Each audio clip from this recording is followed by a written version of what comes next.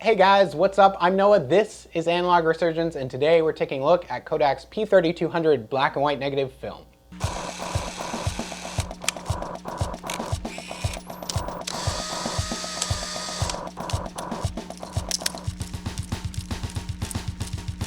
Kodak P3200. So this film is a black and white negative film from Kodak in 35mm rolls, and it has an ISO of 3200. Now this kind of film was discontinued a few years ago by Kodak, but was recently reintroduced in 2018. 3200 ISO is also one of the highest available film ISOs out there right now. So there only really exists a handful of different options for shooting with film of that much sensitivity. And now because it is a 3200 ISO, you should still err on the side of overexposure and be cautious with it. Just because it has that really high ISO written on the box that you pick up to shoot with does not mean that it is just capable of being shot in complete darkness. And in fact, 3200 is really designed as a film to be shot with 1 or 2 stops overexposed and then actually pushed further in the developing process to get more detail out of it. So I shot a roll of P3200 and I shot it at 1600 ISO, which is an overexposure of the box speed by 1 full stop of light. So I did try it out in a lot of really dark situations. So these shots of just a street at night is really kind of what you're gonna play around with. And a lot of people want to be able to use this kind of film to shoot in super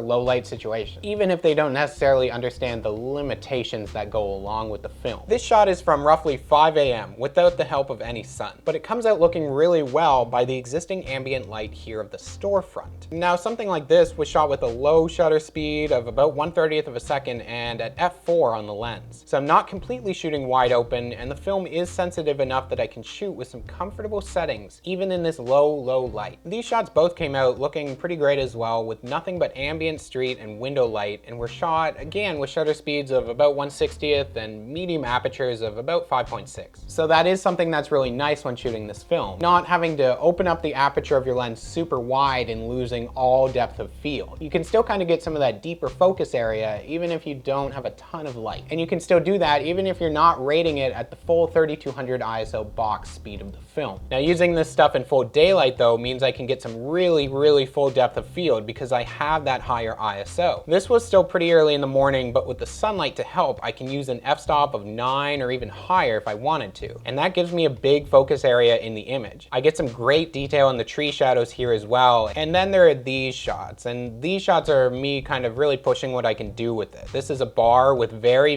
little light, and I'm having to shoot with a really low aperture of about f2, so my focus quickly falls off, and it's much harder to get a good shot in here as well. This is where you lose some of that range, and I don't have much detail to pull out and play around with in these shots. Some of these shots I still like though, and you can get some interesting and kind of fun results even when you're trying to shoot in those low light situations, like indoor with very little lighting. But be prepared to lose some of those shots as well, because you are just gonna lose some detail and miss the exposure when you're in situations like that. 3200 ISO also means some really punchy grain, and there's no denying the graininess of shots like these. So the higher the ISO of your film, the more grain you're gonna have in your image. So especially with these underexposed areas, you're going to get really heavy grain in your shadowy areas. I'm really happy with P3200. I didn't have a lot of experience with it before, but I had really wanted to shoot it ever since they reintroduced it last year in 2018. It can give you some really great detail in a lot of your shots, and it does give you that really punchy grain, which a lot of people do really like, but it's really good to be aware of that aspect of it and that characteristic of it when you're picking up a roll to shoot it. And of course, do not overestimate what this film is capable of doing. So even though it does still have limitations, it's still a great film to kind of play around with and